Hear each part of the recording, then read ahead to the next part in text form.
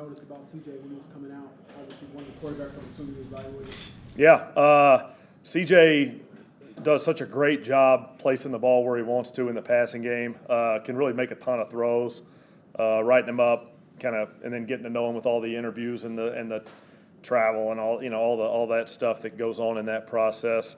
Was really mentally into the game of football. Would love talking ball with us, sitting around the meeting. Sometimes you meet with different draft prospects and they go through their interview or they go through their meeting, and maybe they're just interested in that 15 minutes of football talk or whatever. But shoot, before we even got everybody in the meeting, just kind of that informal time, CJ was asking us questions about things, and like I said, really kind of I think prides himself on his knowledge of the game, and that's obviously showing with the success he's having this year, having a great year. So really impressive young man, and like I said, could really spin it, could really throw the ball. There were a ton of throws on tape, and we were lucky enough to kind of see in person a little bit that were really impressive. He's an impressive young man, and having some success, so be a good challenge for us. It takes some rookies time to get going, and didn't it all for him? Do you remember back then just any signs you saw that could kind of allow him to step right in and be that guy right away?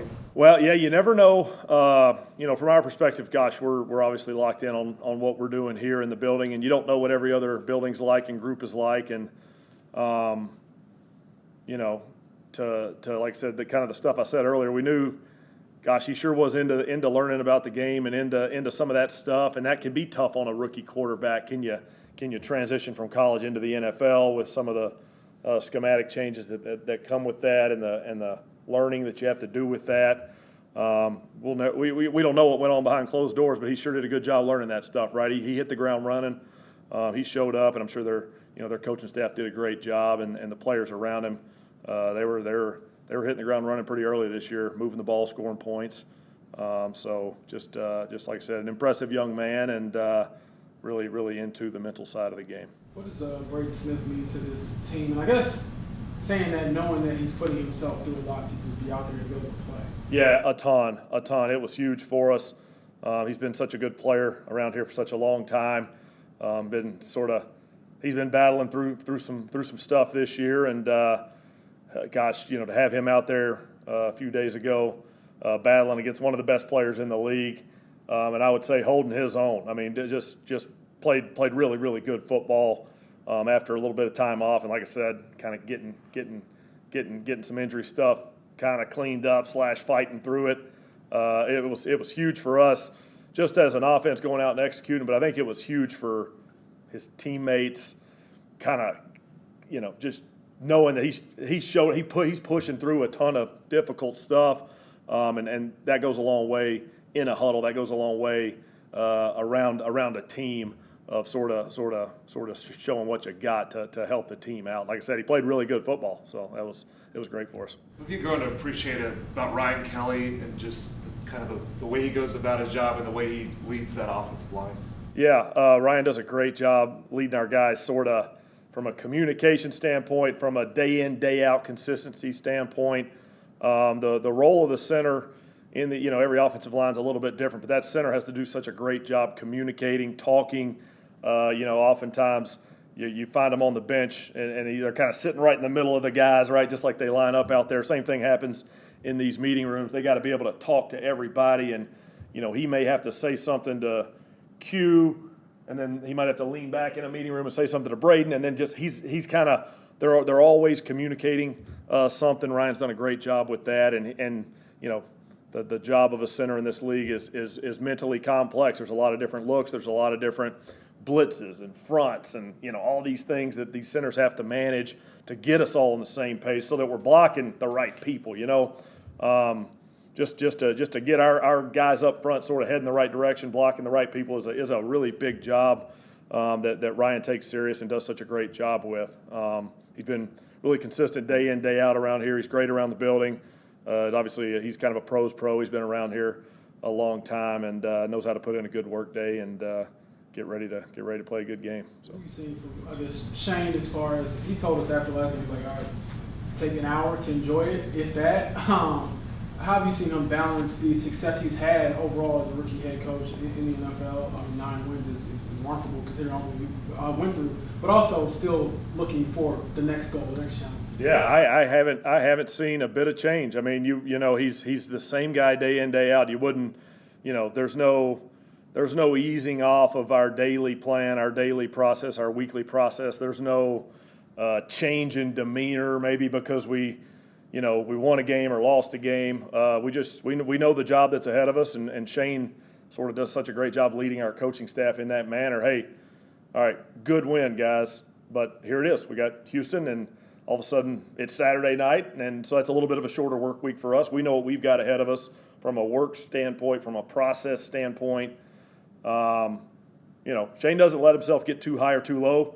He does great, like I said, does a great job leading us in that manner, so that hey, it's just the next day. All right, today's a Tuesday, but it's just like a Wednesday, and here we go. We go through all of our process a little bit. So he's been really, really consistent for us that way, which I think has helped us do our job consistently, right? The head guy allows us to sort of put together a good process and execute that over and over and over, day in, day out, week in, week out, which I think has been good for us this year as a staff. What have you learned about Gardner that you did this season that you didn't know previously? You know what? It's been good to watch him sort of get to really interact with his teammates as a starter, as a guy who was going to be a starter, you know, for a major chunk of the season. I've been around Gardner before a few years back, and the situation was a little bit different there. To watch him sort of handle himself in every meeting, in every walkthrough, in every sort of on game day, all those things, the way he leads, the way he interacts with his teammates is really cool. He's really unique.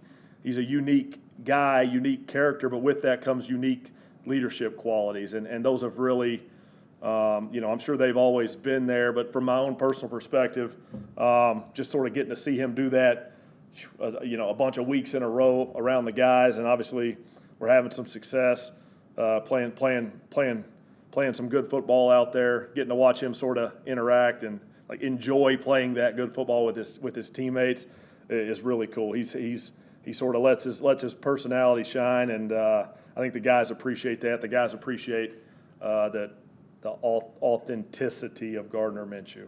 When Anthony went down, did you have to take the playbook and just throw it in the fire, or were you able to use a lot of the stuff that you used with Anthony? I mean, two completely different players, obviously. Yeah, you manage things a little bit differently. We're always trying to, engineer the offense to the strengths of our players. Anthony Richardson and Gardner Minshew, they have some different strengths. So when Anthony went down and Gardner took over, there were a few tweaks. That's the nature of our business, and it goes both ways. You might take a few things out of the sort of weekly playbook or the daily plan, but you might put a few extra things in because maybe Gardner's got a lot of reps with that in his career or in his life. He's more comfortable with certain things. Every quarterback I've found they have their background in certain areas and they have their comfort zones through certain schemes. So as you do sort of transition from Anthony Richardson to Gardner Minshew, we'd be foolish not to lean into Gardner's strengths and Gardner's sort of things he's more comfortable with or he likes better, or we're talking about a veteran quarterback who, I think I said earlier in the year, he'll draw you up a pass play as soon as any other coach will. We'll sit on the board and we'll all draw stuff up. He's really into that part of the game, so he's going to have his favorite plays. He's going to have his things that he likes, and he's going to watch. He's going to be prepared when you have that conversation about the opponent, about how they play a certain coverage. He's going to be prepared for, okay, so you want me to read this or you want me to read that? Because I see him playing it like this. You're going to have those conversations with Gardner, so he's going to like some plays better, and we'll maneuver a few around as well to fit his strengths.